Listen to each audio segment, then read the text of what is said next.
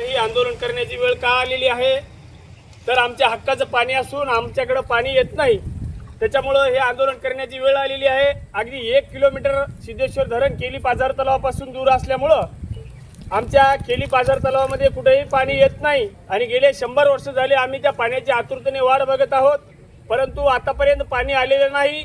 त्यामुळे हे आंदोलन करण्याची वेळ आमच्यावर आलेली आहे आणि सिद्धेश्वर धरण आमच्यापासून 1 किलोमीटर लांब असून फक्त आमचं हस्ती विसर्जन करण्यासाठी सिद्धेश्वर धरणाचं पाणी आमच्या कामाला येत आहे।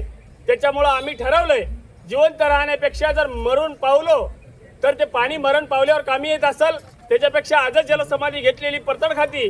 त्याच्यामुळं आम्ही हे आंदोलन पुकारलेलं आहे आणि मेल्यावर राख आणि आपली हाटी टाकण्यासाठी जर सिद्धेश्वरचं धरण आमच्या कामाला येत असेल तर आम्हाला जिवंत राहून कुठेही उपयोग नाही। त्याच्यामुळं आम्ही हे आंदोलन पुकारलेलं आहे आणि या आंदोलनाची शासनानं सुद्धा दखल घ्यावं।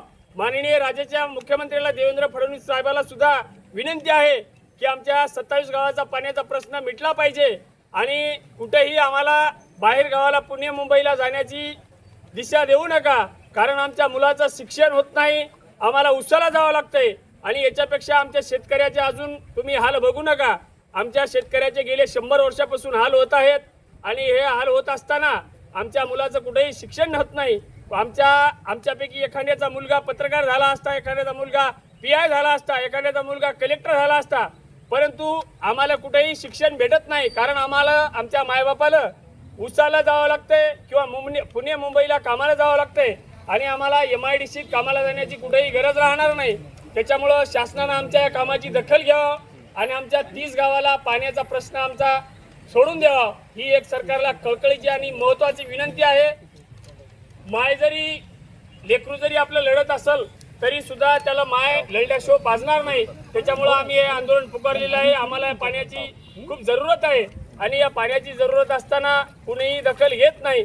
या पाण्याची इथून पुढे दखल घेऊन आमच्या केळी बाजार तलावामध्ये जर पाणी आलं तर आमच्या इथून पुढच्या येणाऱ्या पिढ्या चांगल्या प्रकारे जीवन जगतील, मुलं शिक्षण शिकतील, यासाठी आम्ही या ठिकाणी आंदोलन ठेवलेलं आहे। यासाठी आम्ही आज जलसमाधी घेतली आहे। येणाऱ्या काळात जर सिद्धेश्वरचं पाणी नाही आलं तर आम्ही आज इथं कॅनलमध्ये उड्या मारल्यात, आज कॅनलचं पाणी कमी केलं, पण येणाऱ्या काळात जर आम्हाला पाणी नाही आलं तर याच्यापेक्षा तीव्र आंदोलन करून येणाऱ्या काळात आम्ही 14 गेटून उड्या सिद्धेश्वर डॅममध्ये हाणणार आहे। याचं सरकारनं आणि इथल्या लोकप्रतिनिधींनी सर्वांनी काळजी घ्यावी, अन्यथा आम्ही याच्यापेक्षाही तीव्र आंदोलन करू।